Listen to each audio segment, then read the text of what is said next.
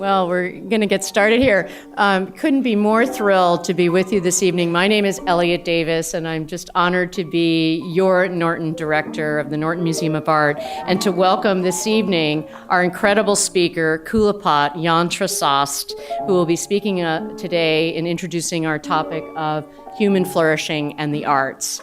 Kulapat and I had the great fortune to meet last April. We were both part of a project organized by the University of Pennsylvania, the Humanities and Human Flourishing Project, and we were both working on one of 9 volumes, ours dedicated to the visual arts, architecture, and artists.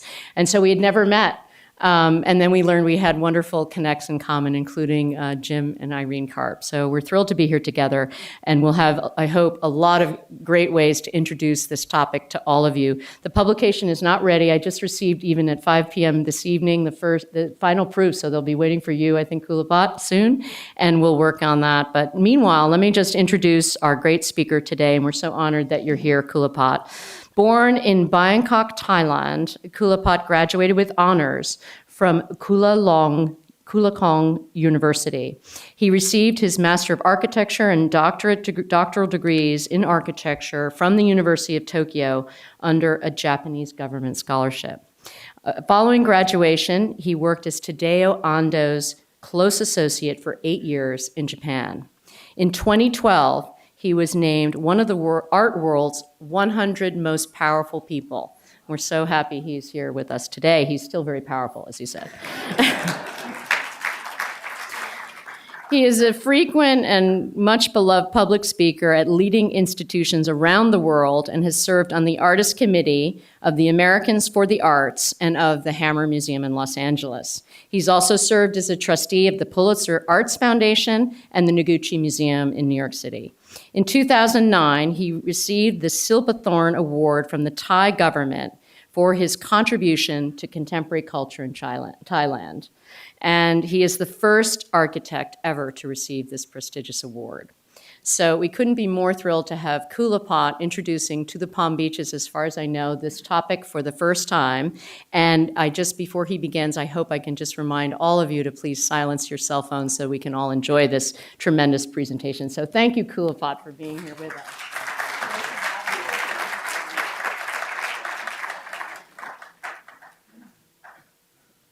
Well, thank you very much. It's truly an honor to be at this museum. And first of all, I would like to congratulate everyone, because look at what you have done. This museum is now the most vibrant, relevant art center in the world.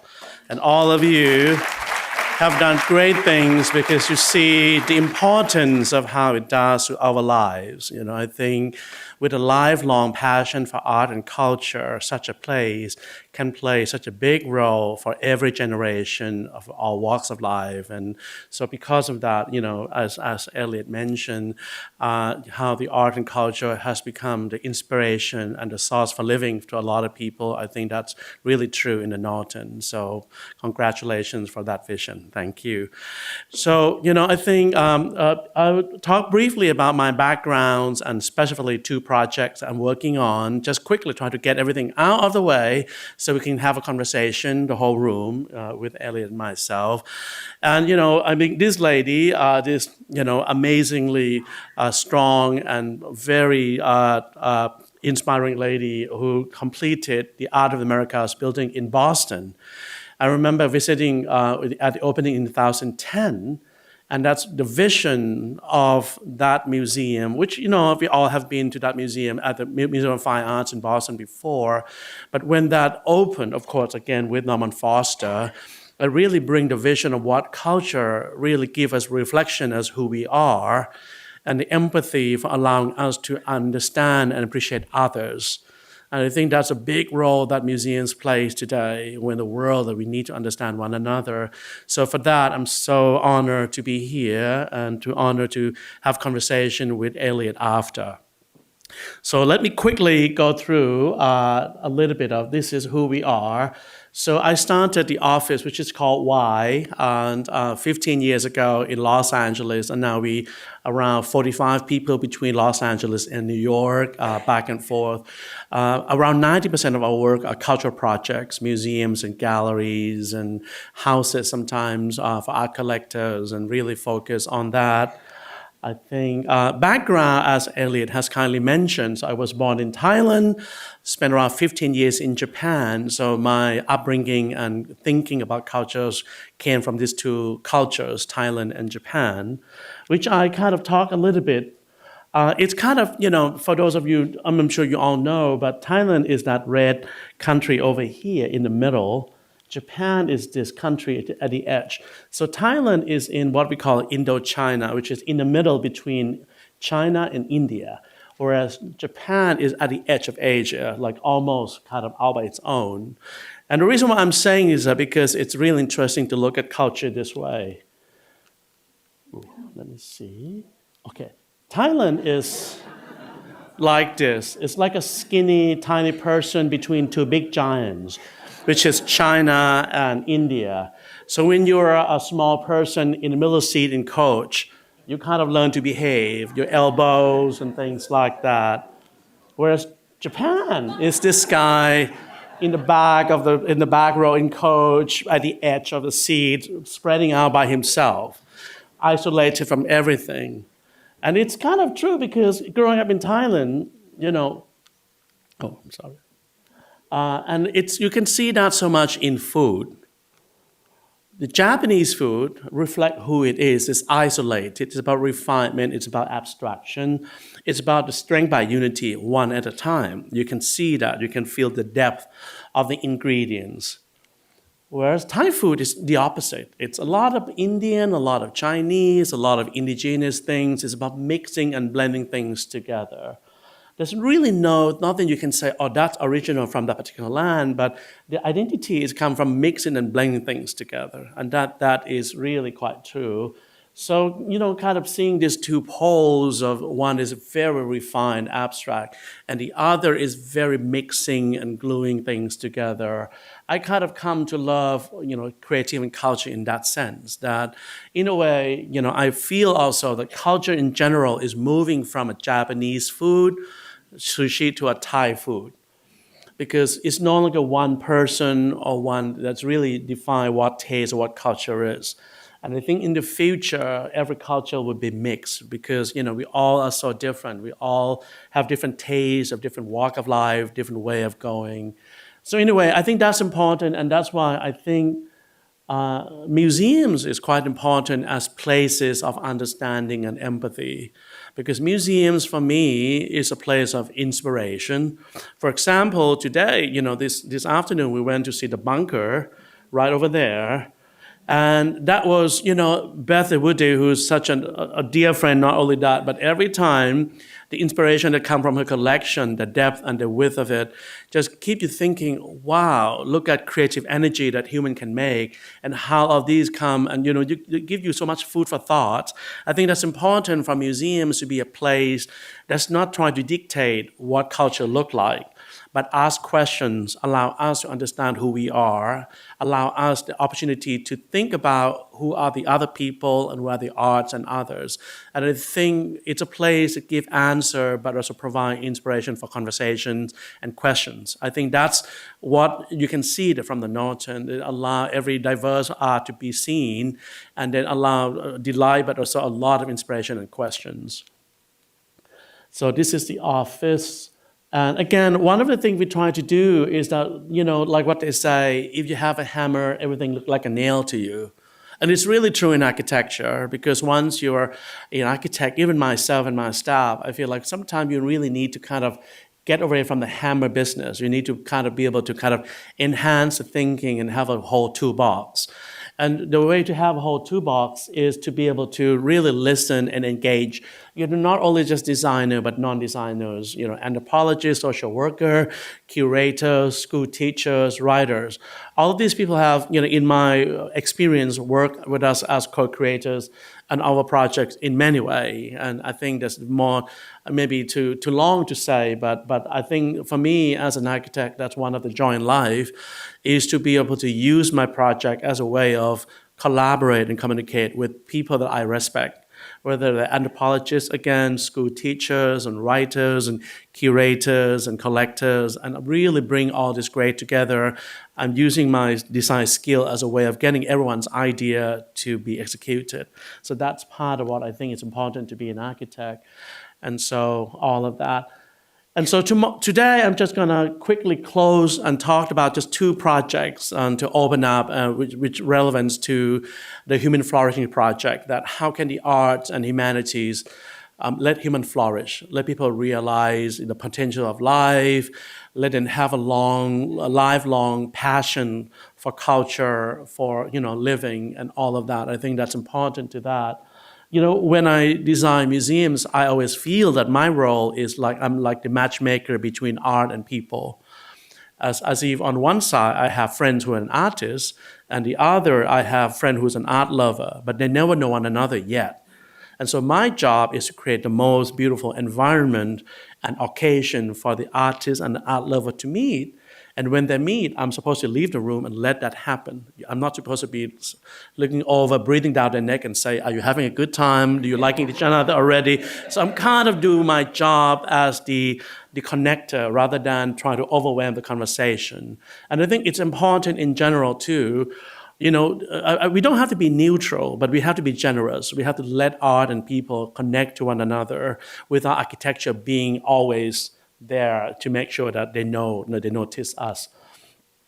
And the other thing that I have mentioned before is, museums in general, it's a 19th century product, from colonials and from other things. So it's always started as a temple of art. It's a temple that people learn to love art and culture.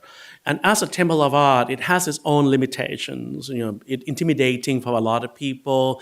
It's excluding a lot of people from understanding what art is about. So museum in general is moving away from temple to almost like a playground. And again, the bunker is a perfect example to that. It's not about being a temple, it's about being a playground for artists. It's about enjoying art. You see the live aspect, and not only just artists, but everyone can enjoy it on the same level. So that's what I meant in a sense that I like the idea that, the museum, in a way, started as a peacock. It's very grand, but it's very standoffish. It's pretty without being deep and engaging. To move into something more like an octopus, which is very engaging, reaching out, diverse, and alive. And how museums today are moving to that direction, that it's not a very solid remove, but re-engaging. I think, again, not that I know about the background, but this museum has gone that way. You see the hundreds and hundreds of people out there today.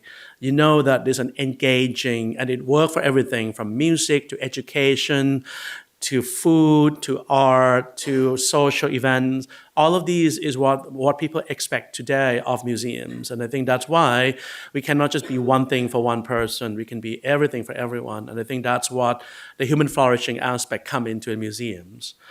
And so quickly, just the two projects I would talk about today. The first one is at the Metropolitan Museum of Art in New York. So I was selected to work on this project around 2 years ago. We're talking about the Rockefeller Wing, which is where the collection of Africa, Oceanias, and Americas are installed, started by Nelson Rockefeller in the 70s. It took Nelson Rockefeller, even though he's a Rockefeller, more than 40 years to get the Met to accept these collection as part of the museum. And because, of course, it's always very Eurocentric, it's always looking to Europe and America. And so even though he's trying very hard to really incorporate the non-Western art into the Met, it wasn't until the 70s that was allowed. And the wing opened in the 80s.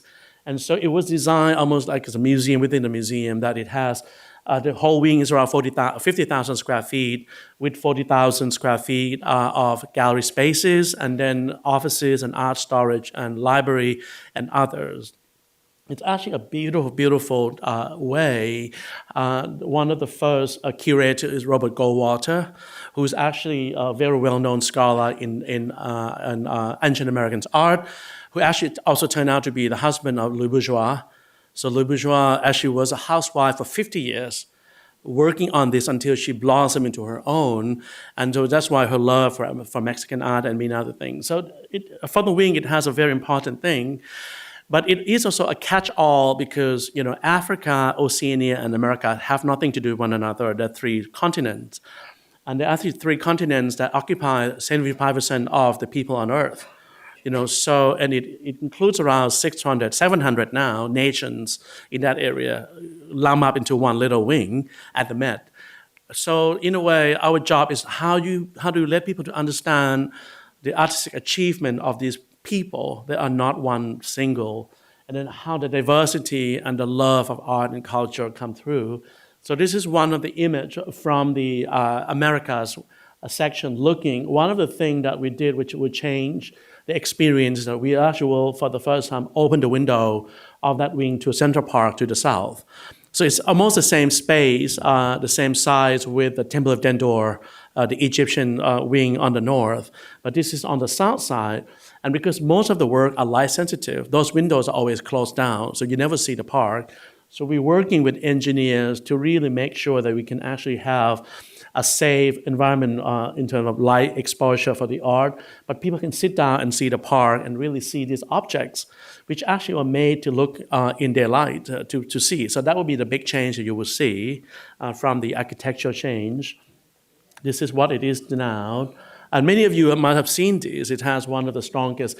The pre-Columbian collection of the ancient Americas mostly come from Nelson Rockefeller's, and he was loved for that. And as you might know, his late son, Michael Rockefeller, is also collecting the Oceania's materials. And so the dedication of the Oceania material is dedicated to Michael, and whose twin sister, Mary, is still part of our committee and very involved in the process because her father and her brother spent, decades and lives working on this particular collection.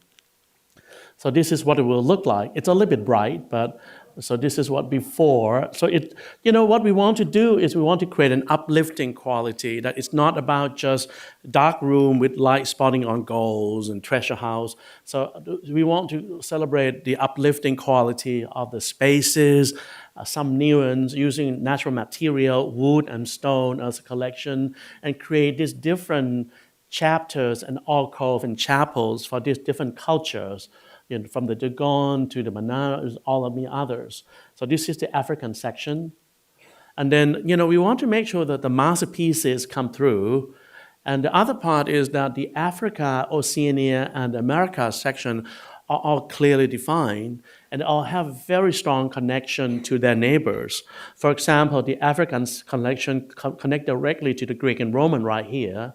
The Oceania, especially connected to the contemporary art, modern art section over here, is including the Americas. And we relocate the American section, so it's right on the windows where it can take a lot of sun, so that we kind of move things around.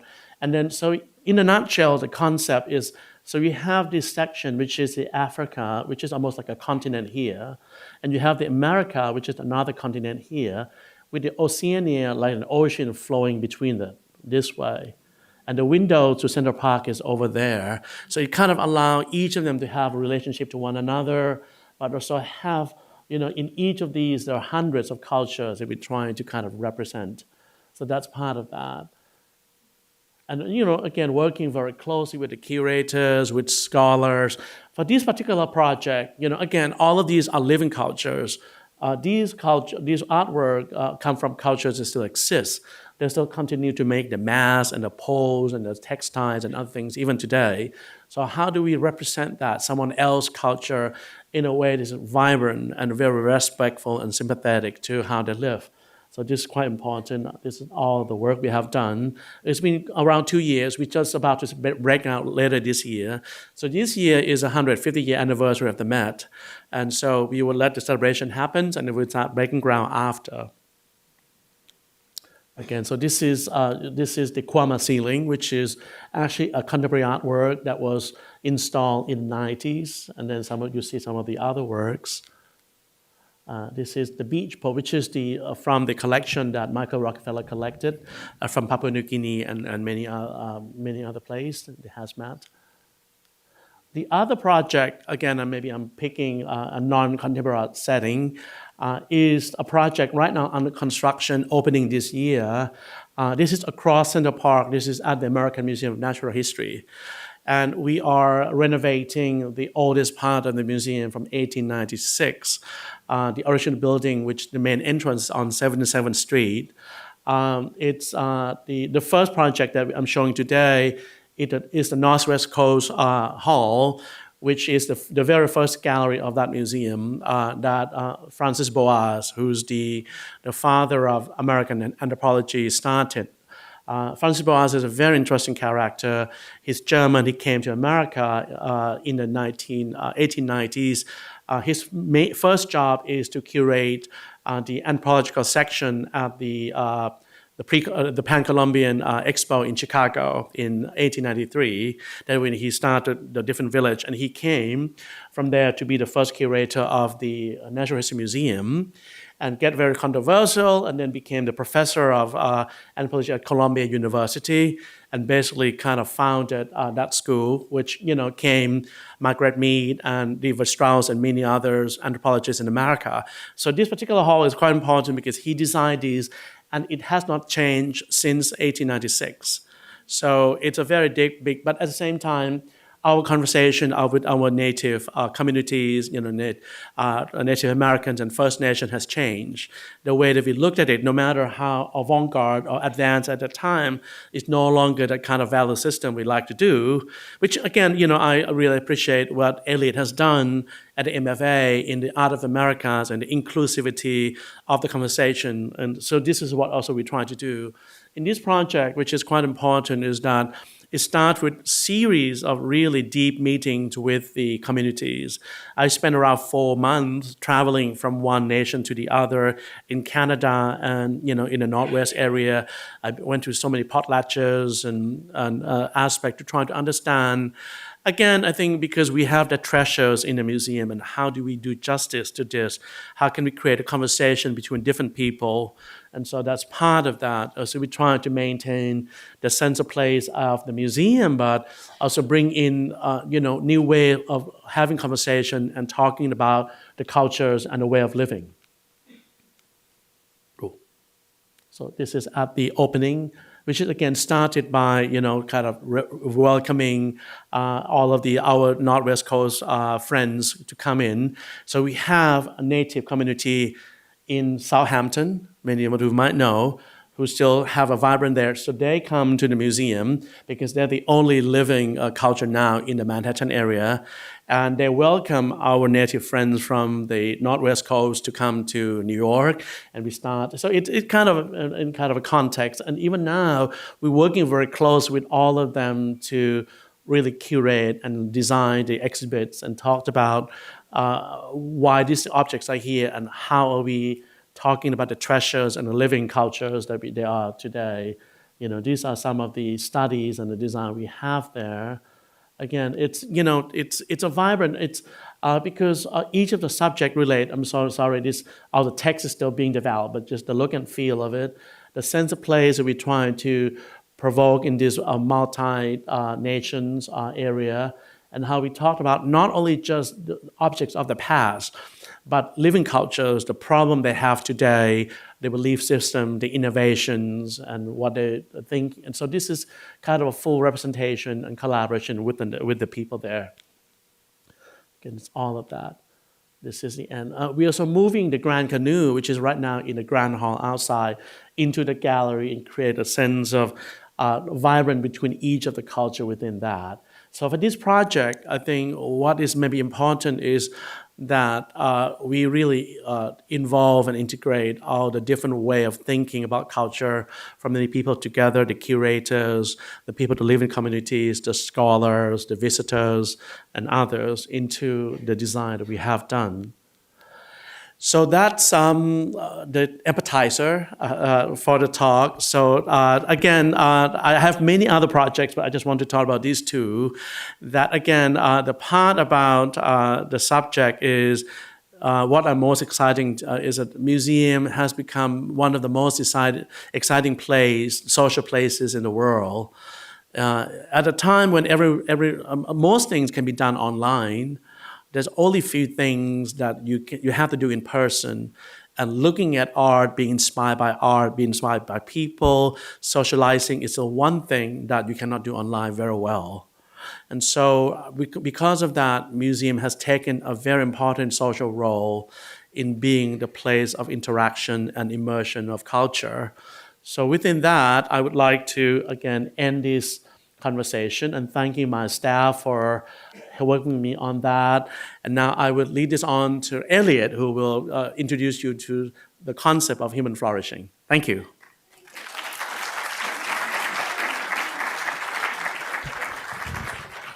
So inspiring. Thank you so much, Kulapat. And I think really what was so inspiring in meeting in person at the Barnes Foundation, where we had the chance to meet in Philadelphia, was hearing about how collaborative your process really is and how extensively collaborative in terms of your Native American project. So the work that I am introducing tonight is much more specific. I didn't bring along the slides of the Art of the Americas wing, but I did bring along one of the smaller galleries, a small square gallery. This one, it was the the Shapiro Gallery, because it became a laboratory for us to experiment and think about how people interact with objects in museums and how we could put metrics around the concept of human flourishing. So I became introduced to this subject through James Pawelski, through the New York Times, actually. I read an article in 2014 in October. I had never met him.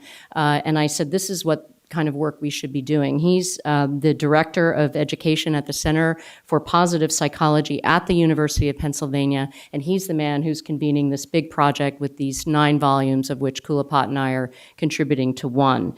So his work was really about slowing down in terms of, you've heard a lot about people spending about 1 to 2 seconds with a work of art in a museum. And James had been doing work at the Barnes Foundation with his students at University of Pennsylvania in terms of looking at them over a longer period of time in terms of how they interacted with the arts. And so with good fortune, I ended up through the National Art Strategies at the University of Pennsylvania, and I asked my colleagues there if they could, I had sent them emails and they probably were going into spam or who knows what, but in any event, I said, well, could you please connect me with James Pawelski? And they said yes, and anyway, we connected and we ended up collaborating at the MFA. He was working on a big grant, the one that Kulapat and I are involved with, and we were then invited by the Luce Foundation of American Art to pilot a project for all museums in the nation to think about ways we could engage and innovate with our publics using permanent collections. And so these 2 projects you're seeing, this one was not part of the pilot, but it was sort of run up to the pilot. On the left is an artist from Boston named Lois Mailou Jones. She was a graduate of our school of the MFA in Boston in 1927. She also was African-American, born in Boston. And when she graduated with every honor at the school, the dean told her when she came to ask for a job to support herself as an artist, the dean at the time said, I'm sorry, Lois, you'll have to go south to where your people are. And so she did.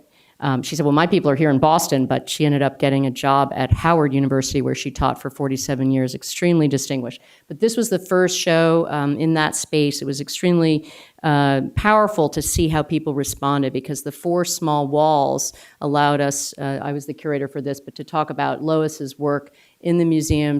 These works were all ones she had copied really from the collections at the museum, and then later found her voice at the age of 70. She traveled to Africa and produced this work in 1974, Ubi Girl, which is one of the museum's great ones.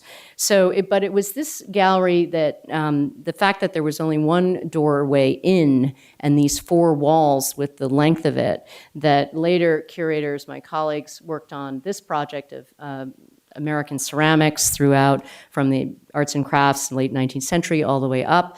And this became the inspiration for the pilot. Terry Carbone, director of the Luce Foundation, saw this and said, I love this show. How can we do more of this with other museums? So we began thinking about what we could do with this pilot. And Kulapat has shown you all the great work he's done in the arts of Africa, Oceania, the Americas, and the Native American artists. And we decided we would work on 3 pilots. We were given that as a parameter. They had to be one-year exhibitions. We decided to link them all from the beginning of when our former museum, the MFA, was founded in 1870. So we looked at Native American art. We later looked at the art and design between the wars, the World Wars, and then we looked at the contemporary art collection formed in the 41, when this museum was founded, to 1957. That was a project the museum there called the Provisional Collection. But the beginning one, where we had the data for James Powelski's team, came out of this project. And it was called Collecting Stories, Native American Art. And the way we structured it as a broad team working with people across the museum and with Native voices of many kinds was to think about how this work came to the Museum of Fine Arts in Boston at the time of the nation's centennial in 1876, and how we could unpack that for the audiences today. So what we came up with in this small gallery was immediately being introduced to this very important chief's blanket, which had been in the collection since the 1880s. And we produced dual labels here, one written in the native voice and one written in the voice of a more traditional, modern kind of curatorial voice that would have said why this entered the museum. The Native American voice would have given a narrative about why this weaving was important, so it would have told a story about the weaving. So as we went around the gallery, I want to show you here just another image of the kind of label we would have used where we could find from the period, in this case, the Huron-Wendat artist, about these moccasins, where we could find an historic description of this kind of work. We would use it in the gallery. And what we were also thinking about was, in this way of being innovative and engaging, this is a women's Navajo dress. But when you normally see these in museums, and the only way they'd ever been seen in the Museum of Fine Arts in Boston was as flat pieces of tapestry against a wall. These actually create a dress together when they're put together. And it had never been shown this way before, but D.Y. Begay, the artist on our video here, actually created what was needed to finish this dress, and it's only done in a belting ceremony, of which, unless you're part of the Navajo community, you're not invited to participate. But D.Y. wove this belt for this dress to complete it and then show it, and she actually, as you see her here in the video, she spoke in her Navajo tongue about the actual dress and the belting ceremony, which was then later, as you see there with subtitles, translated for the public. So this work was opposite a tough piece, one that the museum had acquired in 2015. It was called the Progress Phase. It was shown at the Philadelphia Centennial. It was a silver piece. It's about 4 feet, you can see 4 feet wide by about 4 feet high. And it was created in Taunton, Massachusetts. So it was very much on the region where the Wampanoag and the Massasoit and the Massachusetts would have been. So in thinking about the land that the Museum of Fine Arts was on of these cultures, this was where this very work of silver was created in Taunton, Mass. So we had on the wall the actual excerpt from where it appeared in the catalog at the Philadelphia Centennial. We showed a page from the Centennial brochure in which it was displayed. And we also had dual labels here, one describing this piece in the words of Maria Hupfeld, who is a Native American. She's a Huron artist. She works in Brooklyn as a performance artist, and she performed this piece in a beautiful performance in our Great Hall, not so different from the Great Hall out here at the Norton. And on the other side, we had a description about the piece. So this was opposite the D.Y. Begay belted dress that you just saw. So in setting up for our visitors, and why was this a tough piece? Well, here is the progress phase, setting up the Native American cultures. And of course, this is not an accurate envisioning and depiction of Native Americans. It's more like ancient Aztec. And then on the left side, the quote progress was showing women and children dressed in ancient style togas. But in thinking about how are we going to extract different aspects of judging human flourishing in this gallery, having set it up for Native American art. Well, we ended up working with James's team, James Boelski and Louis Tay. They were co-directors of the Humanities and Human Flourishing Project.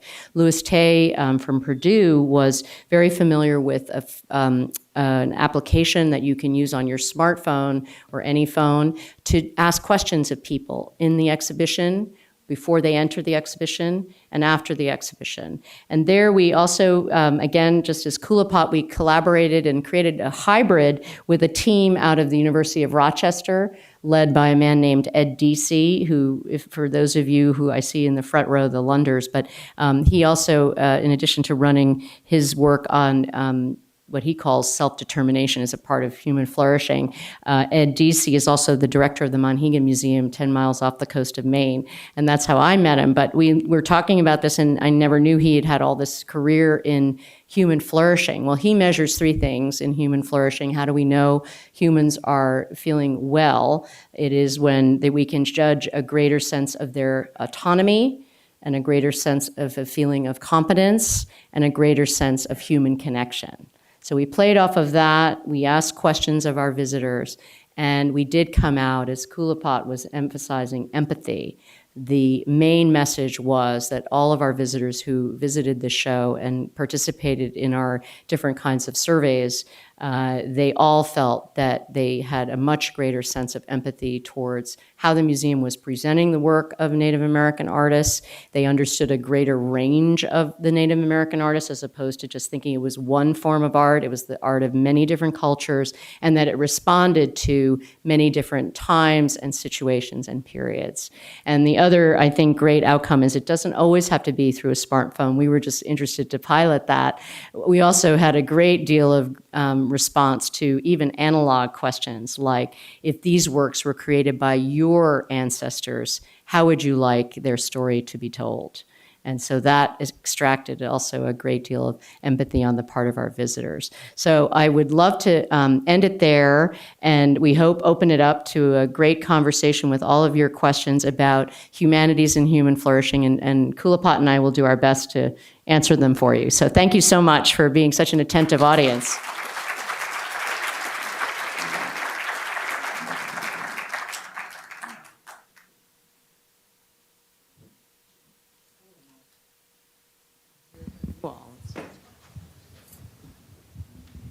Questions? Oh, yes, Paula. I don't have a question. I think it's the most fascinating way to approach art and life and how to enhance our lives, all people's lives. I think it's quite wonderful. What did you find the most exhilarating, the most rewarding through this work? Well, for me, I really like people.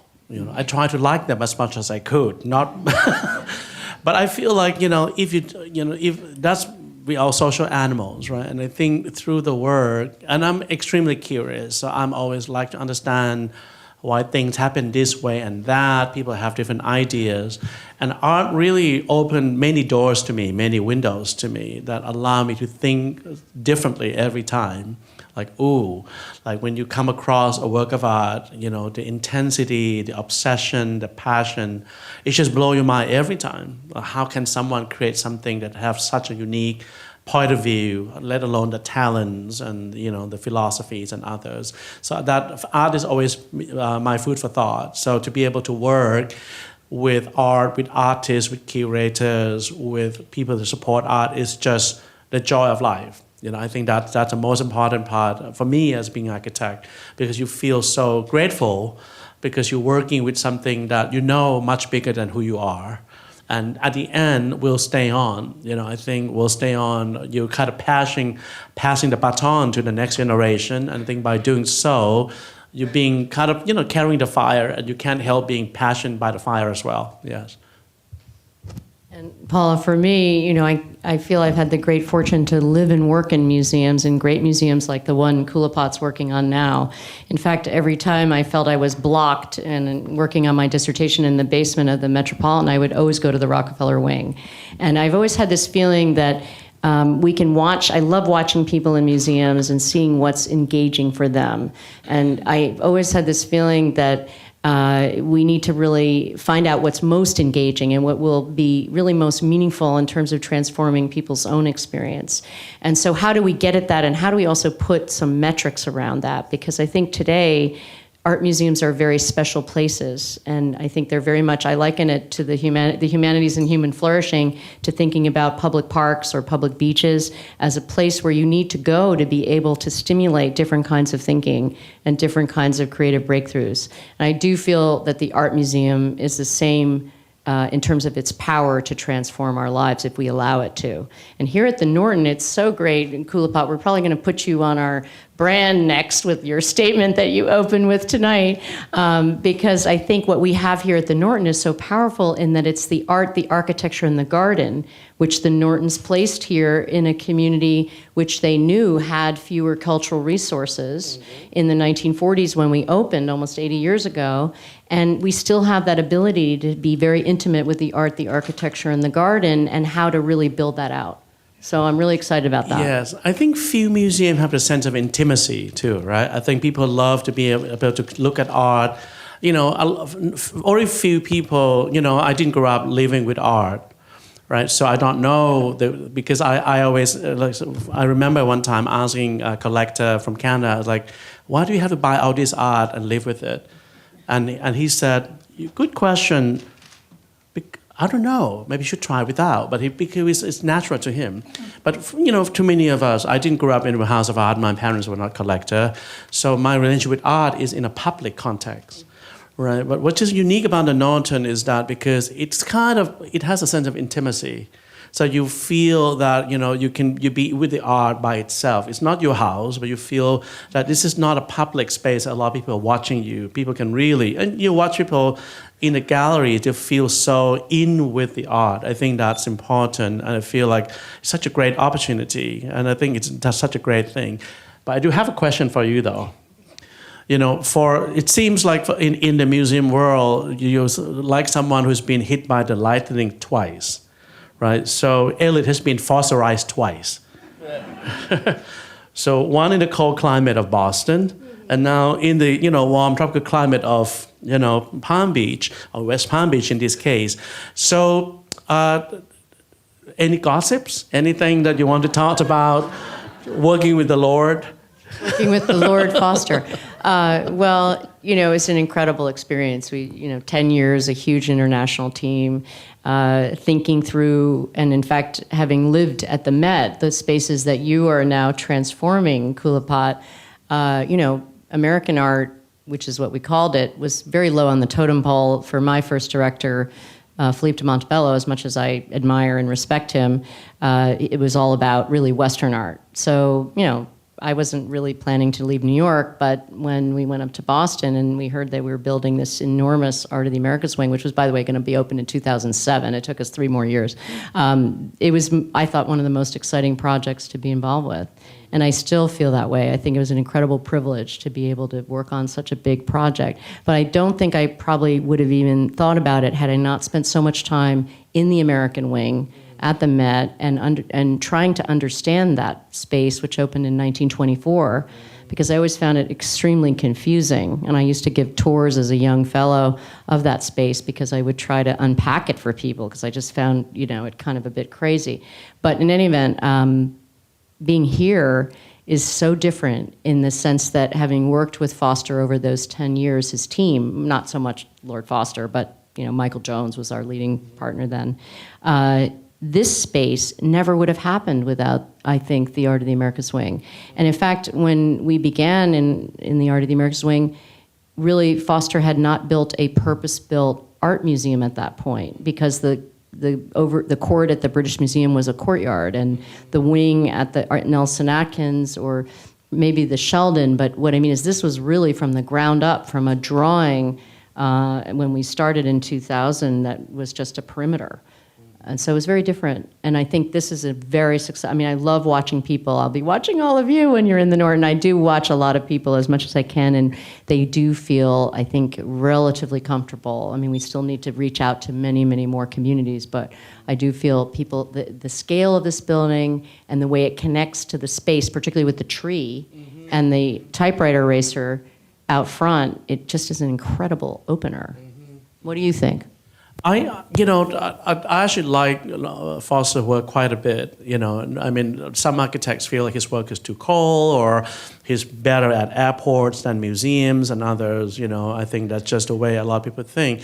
I think this is one of his very good work. There's a sense of humility. There's a sense of scale that work very well with the old building and the new building, and I think there's a sense of everything work together seamlessly. You almost not know which part is old, which part is new, and the relationship from the inside space to the outside, I think is tremendous, right? The old courtyard, I think the sculpture court along the side is one of the best, beautiful space, the cafe. I think he definitely understands human nature. People love to be together.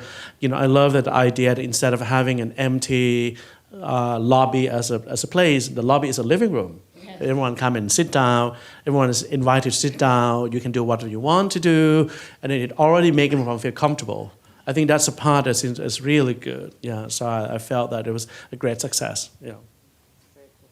Do we have other questions? Do we have questions from our audience? Would anyone yes, like? Okay. I had a comment and a question. First of all, I totally agree with you on the importance of the notion of intimacy that the sense one has in this museum. I'm new to the Norton, to be honest with you. This is the second time. And it made me think of the Gulbenkian in Lisbon. And that's quite a compliment because of the way it is inserted in a major city. And yet it feels...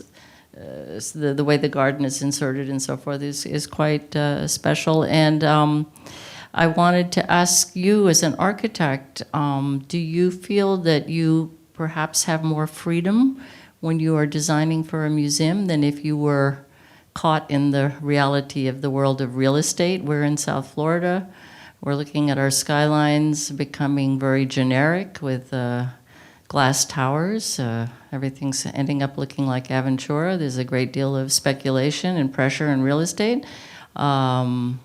I heard a Pritzker Portuguese architect talk about the decadence of architecture, and he was referring to the influence of the pressure from speculation and just real estate. So as an architect, are you happier and freer when you get to do a museum? Well, thank you for the question. And I think the Gulbenkian in Lisbon is one of my favorite museums too, so I'm so glad that you mentioned. And of course, I mean, the passion really come out. I think any place that you can feel the passion, you're in the right place, right? It's like going to a restaurant. Even before you start eating the food, if you feel the passion for cooking and everything, you're in the right hand. So I'm so glad that you're referring to that museum. And back to the question, I think, every project has its own kind of recipe in a way. And I think museum, in a way, may be more abstract in terms of program or recipe than others. Like what you said, it's maybe difficult to compare a museum project with a development. I do developments also, so I understand. And I think that at the end of the day, there's what you're trying to achieve, what are your goals, right? And I think as long as you really connect with your clients, but beyond that, you're connecting with the communities and the users. I think that's a part of it, because in my job, I evaluate my work or my success as, do I create something relevant that the community accept and happy? Do I improve quality of life in that neighborhood or in that city? And it can be done through, art experience. It can be done through shopping. It can be done through better living, better conditions in the housing and things like that. So different projects might have different purposes and different goals. And so museum is, in a way, more, it feels like it's free. And, if you ask most architects, museum would be a good building type that everyone wants to design, because it seems like a timeless piece of architecture will continue to stay on. And our heroes in the previous generations, the buildings that we look up to most of the time museums rather than condominiums, for example. So museums become that kind of measure of what the civilization has created, maybe even from the Parthenon to now, from the Pantheon to now.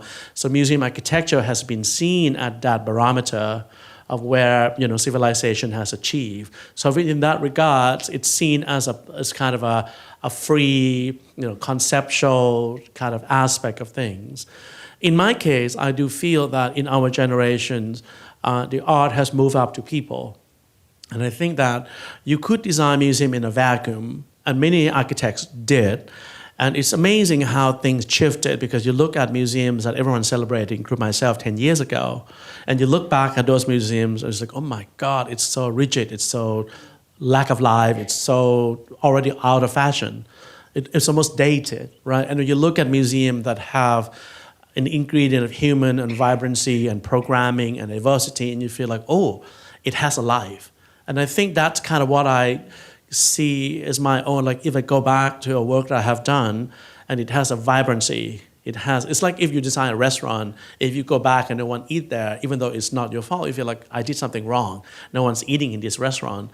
The same thing with museum. If you go back, people are having a good time, they're eating, they're enjoying, they're playing. Then you feel like, I have laid out some foundation that allow life to happen. So I felt that's kind of, for me, it is important. So in that regards, I think museum, it seems like it has freedom, but it actually kind of have its own invisible set of rules that I think we all kind of trying to kind of activate. Yeah. Other questions? I see one in the back there, Glenn.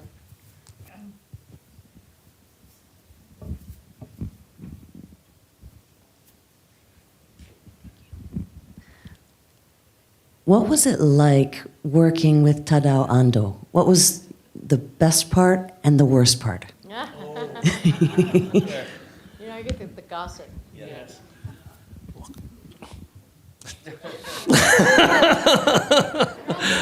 We are on record for sure. No, I couldn't tell for any other people that work with him, because he had a long career, but I had the most, rewarding experience with him. He's the only mentor I have. I finished my PhD program, and no one wanted to hire me because everyone thinks that everyone has a PhD as a smart ass, so no one wanted a smart ass to work in the office. And he was a friend before, and he took me on, and I worked with him for 8 years, but it was so kind of funny because I actually lived with him and his wife. So he and his wife is just a little bit younger than my parents. And when I moved to work with him, we were friends and we were having dinner, and he was doing a competition on a museum in Texas, on the Fort Worth Museum. And I was reading a book about Fort Worth. Like, you have to read this book because it's so important. You can do, first of all, the museum in Fort Worth is opposite the Kimball. The Kimball with Louis Kahn is considered by most architects to be the best museum in the world. So it's already this big mountain that you kind of have to climb and try to add on to. So he was already kind of fully passionate about it. So when I mentioned about this book, he's like, well, why don't you come and work with me on this competition? And so I was very honored by that. So sure, and for foreigners in Japan, it's very difficult to find housing in a short time. So he just say, oh, why don't you just come and move and work and live here for 3 months working on competition. So the 3 months turned to 8 years. So in a way, not only that I work with him, I live with them, I travel with him, and then I translate everything he say. We basically kind of spending, it's an intense mentoring for every sense of the word. So on that note, if I go back to the best and the worst, is the best is that it really allowed me to really see, and he's one of the few people that I see up close and really kind of walk the talk. You know, he really talked about spirituality and all of these and all of that, but he really lived that way, and I can see that up close. You know, he's a human being, but he's very long-term in his thinking, and to be able to see that. And through that, I really gained my own confidence that I could do it, because I can see someone doing it close hand for quite some time. So that definitely is something that could not be replaced. So that's a very important education for me. The worst part, let's see, he's definitely, from a different generation. Maybe the worst part is also a blessing in the sense that I realize that I'm not him. That, I like something else. I like to smell things. I like diversity. I like mess. I like all of these things. I like maximum as much as minimum, and I don't want to suppress one for the other. I want to celebrate all of these together. And that was worse because I felt, I cannot live here. I cannot work here because this is not where I want to end up with. So I decided to leave. Which is not, because it was a wonderful time, but then it allowed me to kind of, I was thinking that it's almost like my Thai roots are showing, that because I was in Japan for 15 years, learning and really appreciating Japanese philosophy and culture, but towards the end of that, I feel like, well, at the end of the day, I'm a Thai person. I like mess. I like diversity. I like all these things, and how do I bring that together? So that was a blessing in a way to get me to kind of come out, and that's when I decided to come to America, because I felt like that's where mess live, or that's where diversity and things come hand in hand. So I feel like this is a place for me. So yeah, I hope I give you the good answer. Oh, looks like we got a few more.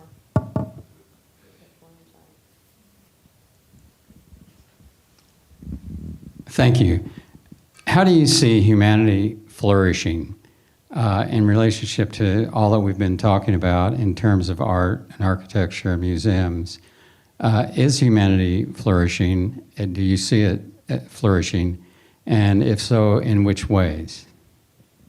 Want me to take part of it? Well, I don't know if we can speak for all of humanity and flourishing, but I hope I showed in the pilot we were working on is we were looking to, it was the first time, anyone has ever really applied this kind of thinking. This is really new as far as I know. There was no roadmap for us. So we had to combine work that was happening, and initially I was working with neuroscientists and different kinds of people to think about what are we going to be testing. I mean, for the first part of the time when we had this loose pilot, and we requested a certain amount of funds to do this work, I didn't really know what we were going to be testing, but I knew we would be testing something. So how did we get there? We, as I said, combined the work that James Pawelski was doing in the Center for Positive Psychology, and everybody kept asking, why are you not going across the river to Cambridge at Harvard? I said, well, because as far as we know, they're not as far ahead at this point. So we were using James's team, and then we combined it with the University of Rochester team, because they were looking at, they called it self-determination. It doesn't matter what you call it, but they were looking at wellness in different teams, particularly business teams, medical teams, and athletic teams. They weren't really looking at the arts, but what they were looking at is how do we use a metric for wellness if we test a person feeling greater sense of competence, autonomy, and human connection. We know that those three factors will contribute to a greater sense of feeling of wellness. And what we added with James's team was the great work that they had been doing around empathy. And so while we put these two groups together, because we had from Ed Deasy's group research going back to the 70s, not on the arts, but in these other areas, that's where we found that the really significant research for this little Native American pilot. And remember, it's one small gallery. It's just one small slice testing an area of art. But you could do this with any type of art. You could substitute contemporary or any, it doesn't matter. And it was the aspect of empathy that changed for the visitors. And that we do have, and that's what we're going to be publishing in this volume, to help people keep thinking about how we're going to continue to iterate with the model. So I'd love the Norton. It's not hard to do this work. It's what I always think of with, Albert Einstein, imagination is more important than knowledge. It's a lot about asking the right questions. You can do it on an analog. It's very easy to do. You just have to have the time to do it and think about it. So, Kulapat, please add. If I can add to that, from the practice of architecture, right? I think the way that I understand it is, for me, how can architecture really become an enabling ability? You allow something to grow, you allow something to thrive, or you encourage something to thrive. And I think in architecture, I'm just talking about the limited aspect of architecture itself. In the process of making, I think it's very important to, in a way, include and enable people to come together. A lot of my work has to do with communities and cities and urban groups. So how do you include people, the voices, and allow them to see themselves in the project, and then make decisions together as a team? I think in a funny way, architecture has a power to glorify. Throughout the history of architecture, it can glorify anything. It can glorify leaders and kings and emperors. It can glorify the egos and the genius of the architect. It also have the possibility to glorify the power of a group. And so I think, depending on what it is, you can use the power it is. And in my way, I feel like architecture has a power of not only sheltering people, but allow people to come together and see who they are and really allow them to thrive as a group. And I think that power exists in the architecture, even in the process level. And in the other aspect, when the architecture is completed, like the Norton today, I really feel like architecture can actually kind of encourage people to think, to inspire them, to give them comfort, to give them a variety of things, allow them to be independent, and allow them to love one another, which is the empathy part. I remember when I was a student, I asked one philosopher, he's a Thai philosopher, I was so in love with his work, and asked him, what's your advice for an architect, for a young architect? And he said, if you can design that staircase over there, and it's when someone climbs the staircase and they reach enlightenment on the top, you do a good job. And I thought, what do you mean? How can I do that? But then I understand, he wanted me to design an architecture that allows people to really reach their potentials, right? I mean, and then we all know that we cross bridges and we feel like, oh my God, this is so beautiful. Like when you go into Paris and you cross those bridges, oh my God, how beautiful this is. I love people, I love city, right? Architecture has a power to actually inspire you to love, to learn, to something. So I feel like that's something that intrinsic to the practice that we need to maybe encourage more to do, yeah. One more, back there. Hi, this question is for Kulapat. I discovered your architecture in about 2015 when I went to Grand Rapids, Michigan, and I experienced the incredible Grand Rapids Art Museum, which is so beautiful, raw concrete on the outside, and even more beautiful on the inside, because I think you really have to go into a space to really understand it and judge it. But my question is really about cities. Why Los Angeles? Why did you settle there? Of all the cities in America that you could come to, what was it about that place that intrigued you? Well, thank you very much. The Grand Rapids Museum is my very first baby. So we thank you. We replaced another architect, so we only have 3 years to complete. It opened in 2007, and I was welcome into that community and were able to do the work. So thank you for, making me kind of very well. When I was in Japan, so I never really study or live in America before.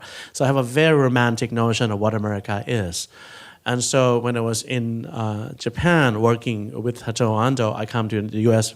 almost every month because we were having a project in Texas, in St. Louis, at the Pulitzer, at the Clark, and many others. So I'd be coming around.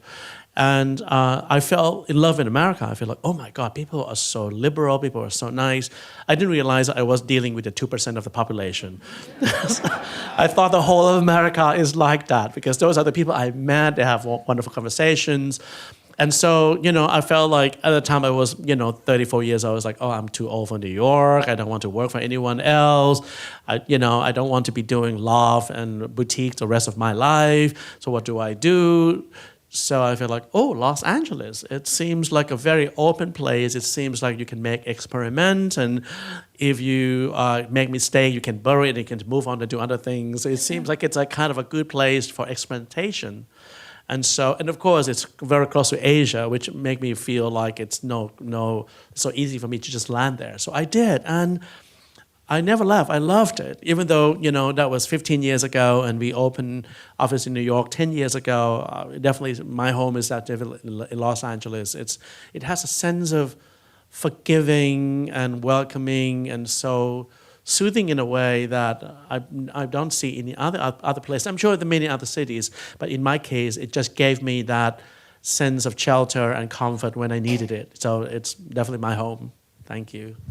Well, Kulapat, thank you. We hope that West Palm Beach and the Norton will become a future home. And Thank you. Thank you so much for being with us tonight and for being a great audience.